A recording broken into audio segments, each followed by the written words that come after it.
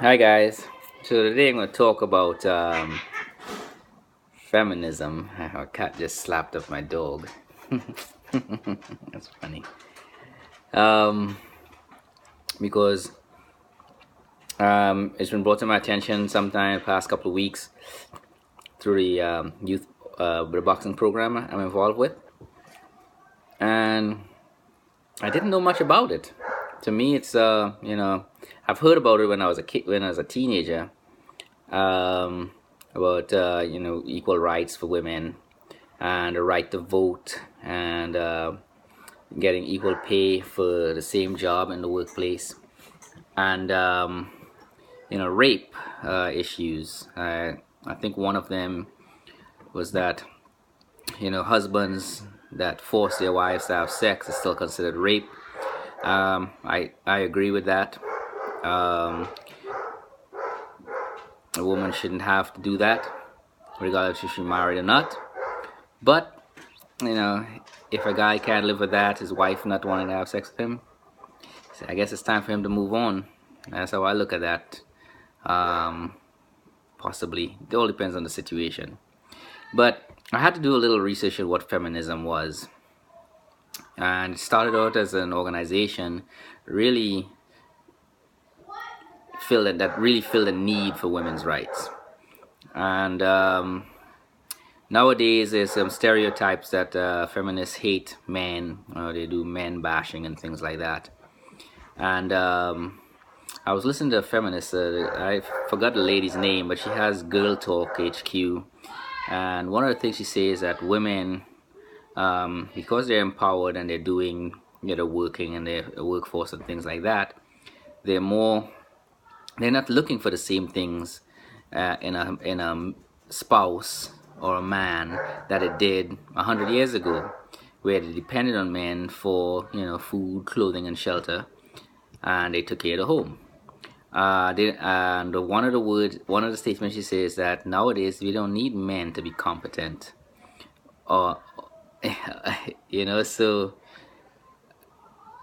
it so in a sense in one sentence she's complimenting us, and in another statement she's dumbing us down, and making us feel like we don't need to be smart. Um, or competent in the tasks that we've done for thousands of years. But in general, I understand what she's saying.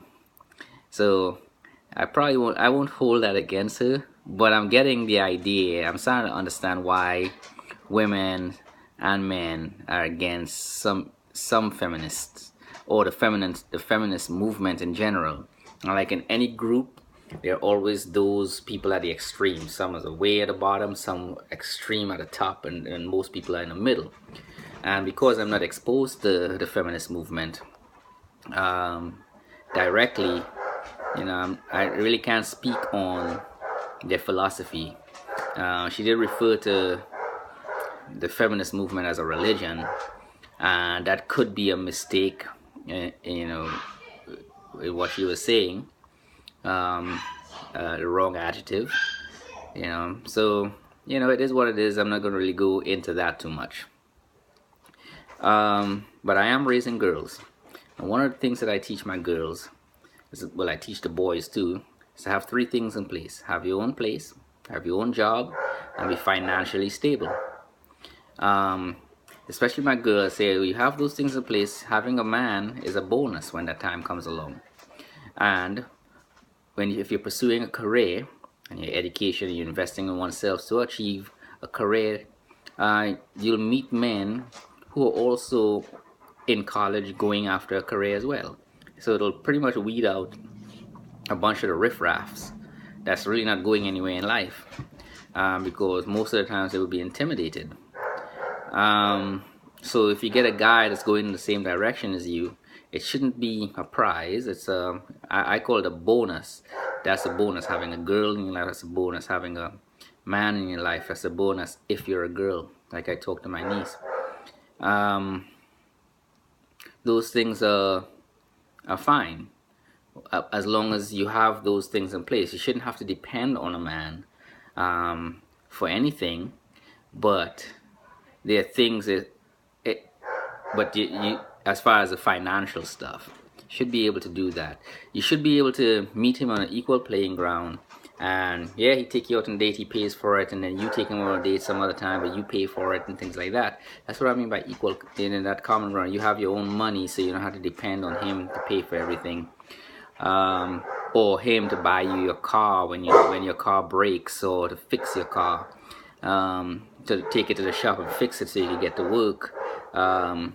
You know, because when two people come together, there shouldn't be a burden on each other, on one another, either one way or the other. It should be uplifting one another.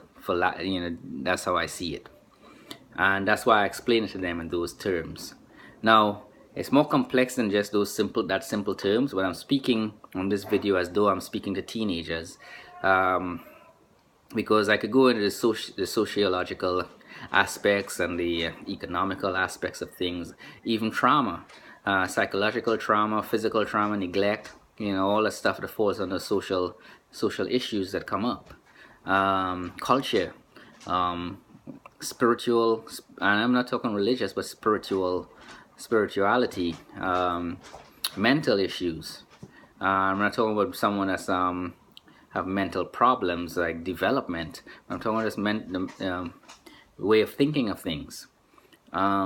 There are lots of ways you can go with it, and where it becomes complex, and a lot of the meaning, the message is lost in translation. So as far as feminists go, how I feel about it, they've done some great things, and based on all the negative stuff that I've seen and heard from feminists, based on this is a little bit of research I've done on them,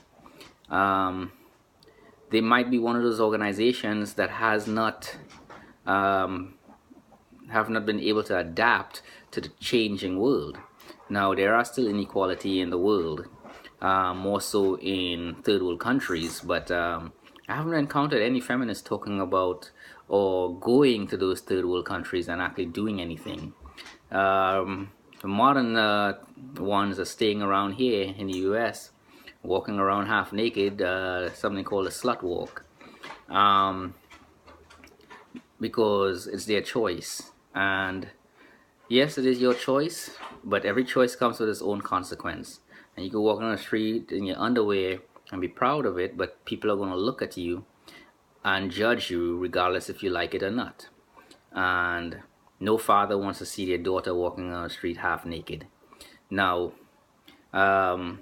if you're 18 and older, obviously you can do it. It doesn't mean that the father's going to like that.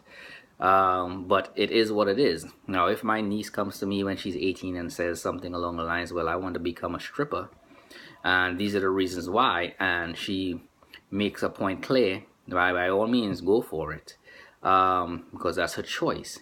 But she's not like forced into something like that, or forced to go to college.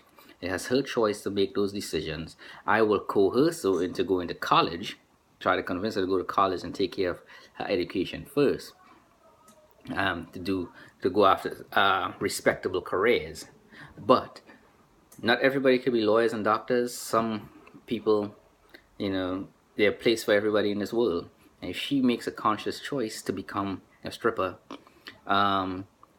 and it's clear, she's clarity of mind, I will support her to do that. I'll tell her, go ahead and do that. Just know it comes with some consequences, such as men will not respect you.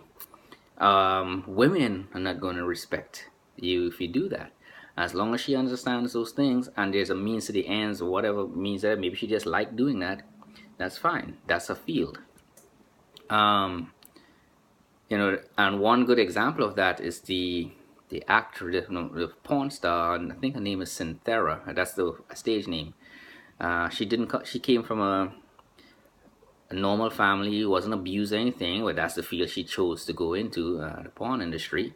She did her research. She found the best agent she could find, and appeared on some of these talk shows. Say, well, this is what I wanted to do. It was a vehicle she used to achieve her goals, and she was willing to accept the negativity that came with it. And there are a couple other women porn stars that have done that, and I respect them in that way, that they knew what they were doing, and they didn't just cry the victim thing, I was raped when I was a kid, or my father molested me, that's why I ended up doing this, trying to point blame. Because at the end of the day, they still made the choice to become porn stars regardless of what happened in their past. We still have the power of choice. And some people choose to go into that and try to point blame. And it's not just blame, because that's an oversimplistic way of saying it too, because there is some trauma there. And that was never dealt with. So it's really an oversimplistic way of saying thing, because we have free will and we have freedom of choice, but we're also a product of our environment as well. So I don't think I've ever really encountered too much feminists in my directly, but judging from what Girl Talk HQ is talking about, it's a little twisted now. From an, because my bachelor's degree is in English literature, so I listen to the words and the context in which she's speaking, and generally she's trying to make the point that they don't hate men, is that, but at the same time there's some, she's making men irrelevant to her cause, and it's like praising and insulting at the same time. And hopefully she would sit down and write her scripts a little bit better, really makes her thoughts clear and concise, because I've never encountered women that thought that way or even spoke that way about feminism or being feminist, and where men are involved. And yes, women are looking for different things now that they're in the workforce, in a mate or a man that may not be for him to be the breadwinner. But like it or not, we need the support of women as men, and women need the support of men as women. So that's my little take on the feminist movement. I'm not in a position to judge them, but I'm not in a position to praise them also. But I'm leaning more towards, based on the research I've done, that they're becoming obsolete unless they take their fight somewhere else, like say to a third world country, Saudi Arabia, or somewhere along those lines, while still keeping a faction of their group here in the Western world to maintain what they've achieved, not try to do some of the crazy stuff that I've seen them talking about. Y'all have a good day.